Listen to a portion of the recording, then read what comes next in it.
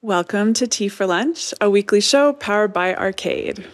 Each week, we'll serve you the top stories we're following in social media, celebrity, and tech in 15 minutes or less. You can catch the show live on Instagram on Thursdays at about 12 p.m. Mountain Time, or on all podcast providers and YouTube on Fridays. This week, we're your hosts, Morgan and Alyssa. Hello. And it is Alyssa's first time ever on Tea for Lunch. Do you want to introduce yourself? Tell us what you do here at Arcade. Yeah, so my name's Alyssa, as previously mentioned, and I'm creative director here and also work a lot with a team on future thinking. So foresight and looking at signals and trends and different things like that to inform our strategies and creative here. Yeah, do you want to share maybe like a quick cliff note about Scan Club? Yeah, so we do a practice here called Scan Club, where we are looking at basically the world around us, seeing what's changing, what's happening next, and talk about how that can impact what we're doing here.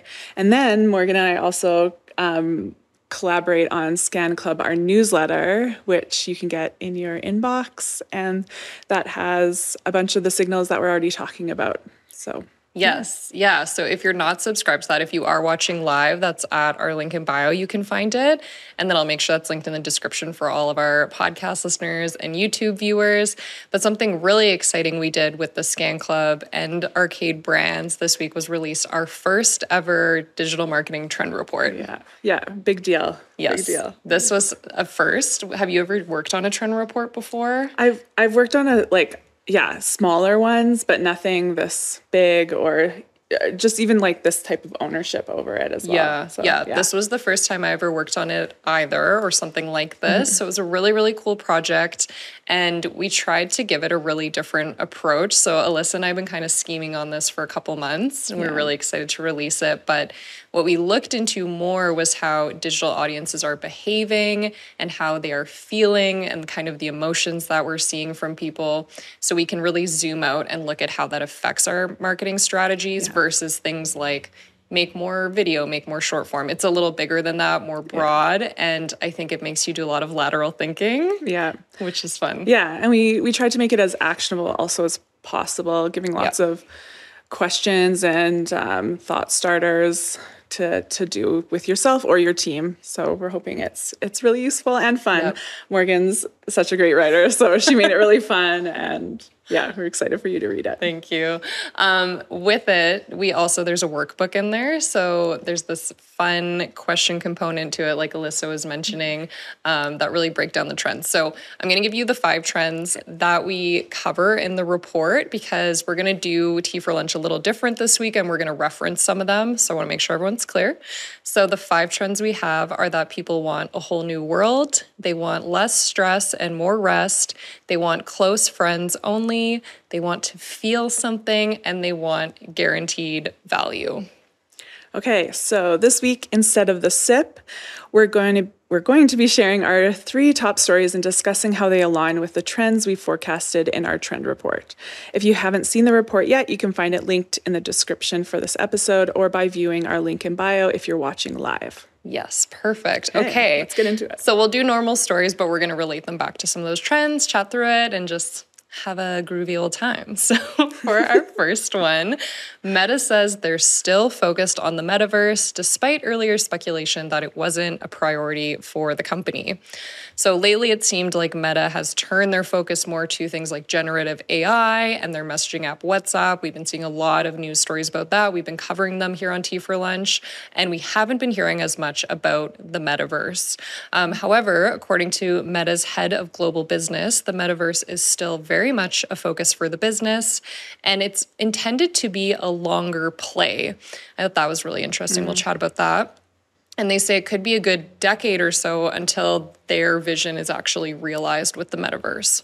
And according to Social Media Today, this aligns with broader trends we're seeing with kids using platforms like Fortnite, Roblox, and Minecraft for their daily interactions instead of Instagram, Facebook, all these things. So What did this one make you think of? Yeah, well, I mean, I think it really aligns well with our whole new world trend, where we're trying to think about things holistically, creating worlds online, not just in one area, but in other avenues, and like the metaverse, creating that immersive experience is really smart.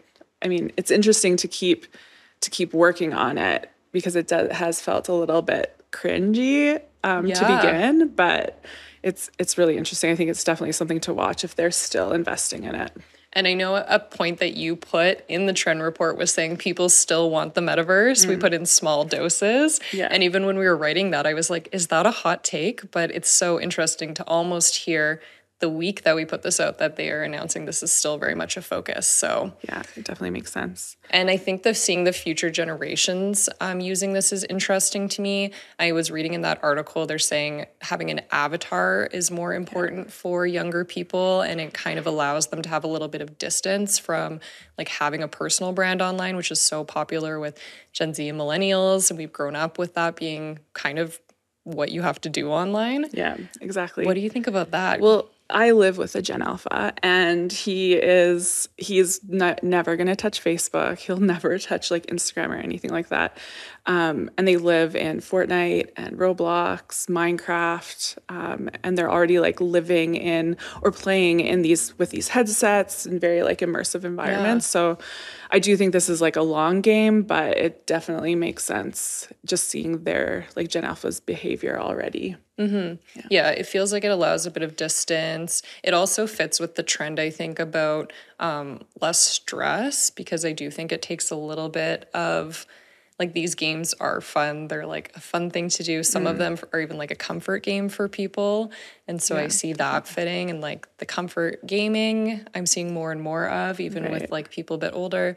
But also just, we talk a bit in the report too about the fear of like cancel culture for younger people, and just feeling like you need to, I think this is our close friends trend, you need to really like moderate what you're saying, and you maybe don't want to be so public. So I think it fits a lot of them, honestly. Definitely. Yeah. That's really interesting. Very interesting. We'll see when I get in the metaverse. I haven't been there yet, but I don't think I've been there yet. It's so weird and analog to do it right now too. It's like so clunky. Maybe we should. I gotta get my avatar going. Let's do it. Okay, so next up, Usher and Carolyn Murphy graced the cover of Vogue alongside members of Junior Gale's 6U football team. So as we know, Usher is the Super Bowl performer for 2024, and the hype around it is starting to build. On the heels of a hugely successful Vegas residency, Usher is reportedly working on recording his 9th album. That's amazing. So many albums. That's a lot of albums. Okay, so now featured in Vogue, he shared that he'll be maintaining the momentum past the show. So the cover features Usher and Murphy alongside 7 children from the Junior Gales football team, which is a program out of Queen's University. What do you think, Morgan? Yeah, this one, so when I was putting some details for this into our script today, I was like, am I missing the context? Because I read the whole article, I was looking at the photos, and I was kind of like, why this mix? And there wasn't really an explanation for it. I know, that's what's so like a little bit frustrating about it. It's such an iconic, or it could be such an iconic moment, especially with Usher. But it just feels like all of these different elements were just put onto a cover. Like Anna Wintour, come on. Yeah. And I think like when we initially looked at this, one of the trends we talk about in the report is people want to feel something. And a big way companies have been doing that is getting into partnerships with sports teams or including more of that like storytelling in their content. Even like gaming brands are doing big collabs. So I think at first this looks like it hits the trend, but the more we looked into it, it kind of doesn't. Yeah, it just feels a bit too literal. And when you look at an image like this, you want to be able to dive into the story. And every time you like look into it further, the story sort of stops. So you say, why Carolyn Murphy? Why? And or even the sports team, like there wasn't much more storytelling around the sports team, even in the Vogue article, which just felt a bit disappointing. Yeah, when I looked at the photo at first, to me, it looked like a family shot. Yeah, so I thought this was like his kid or maybe his wife or something. I don't know a lot about Usher's personal life. And it's not. So yeah, I agree. It was just kind of, didn't feel like it was hitting the mark. Felt like it was just like, Usher's going to be in the Super Bowl, so let's put him on the cover. But there is a lot of backlash about it not just being him. It's true. And even talking internally with our team a bit about this today, we were also wondering, with the football team choice, could they have made a better choice? Yeah, exactly. And we were just talking about how there's a new wave with flag football happening, and that could have been a really interesting choice to choose a flag football team, or perhaps even a really big player in that sports world. Yeah, it's becoming a part of the Olympics in 2028, so it just could have been a really interesting move to have that. Yeah. If they were going to do it, they really could have hit it out of the park by including something that takes us on a little more of a journey, or honestly, just making it Usher. It sounds like he has so many accomplishments. He's doing so much this year. He's been selling out Vegas like crazy. So yeah, just question marks for me on this one. And a very literal interpretation, it feels like, of people wanting the thrill of sports. Yeah, exactly. Maybe not the way the trend should be realized. Yeah. And we need context. I think isn't it they say context is queen this year? Yeah. Is that the quote? Yeah. We need context, because if you can't understand why a photo was taken, it just makes me not even want to engage with it any further. Yeah. And I don't want to watch the rest of the content they're putting out. I'm but I don't get why. So yeah, totally. Help me not have to do so much research, Vogue. Yeah. Okay. For our last story, the Coachella 2024 lineup was announced this week. Headliners include Lana Del Rey, Tyler, the Creator, Doja Cat, and some sort of appearance from No Doubt. Apparently, organizers are hoping for a smoother experience with headliners than in the 2 previous years, where Kanye West and Frank Ocean both pulled out last minute. But as always, we anticipate there will be some surprises. Last year, we saw appearances from The Weeknd and Billie Eilish. Okay. So this one... Yeah, what do you think? First impression, I was this makes sense, thinking of the trends for Lana Del Rey. I saw today her announcement of doing a Skims collaboration, cool. And I do feel I've been seeing her pop up more. So I feel for her brand, I was okay, this could kind of fit maybe the whole New World trend. She's starting to be you can wear it, you can come see me. I'm curious if she's going to do more, but I kind of struggled to find what else this aligned with. So I'm curious what you think. Yeah, I mean, time will tell, especially with Coachella, even once you arrive there. But as I was thinking about it, I was wondering if it was maybe kind of around guaranteed value, especially with how the past few years Coachella has had some really big mess ups in their lineup that's really angered a lot of people. So perhaps including our team. Yeah. Some of our team was there. Exactly. Yeah. So maybe even just having No Doubt as this wild card at the bottom, not saying what day they're going to be on, could really ensure that the value will happen regardless of lineup changes. Yeah. That's kind of, I feel it's a little bit of a reach, but it could definitely be them saving themselves a little bit in that aspect. Yeah, I think I was surprised too to not almost see more nostalgic groups in there, but I think we'll see what the sets look like and how bands incorporate music, or if they do more covers or... Yeah, well, and even No Doubt coming last year, Blink-182's last minute edition seemed to get a lot of interest. People were really excited about it. So then seeing No Doubt come in, and then even just the resurgence of a lot of older popular songs because of TV and movies, Kate Bush's song with Stranger Things, and then Saltburn's 2000s soundtrack as well, and everyone's listening to it. So it could be even curious what more could happen because of that. Totally. And we have some people on our team as well who are a lot cooler than me and know what's going on in the DJ world.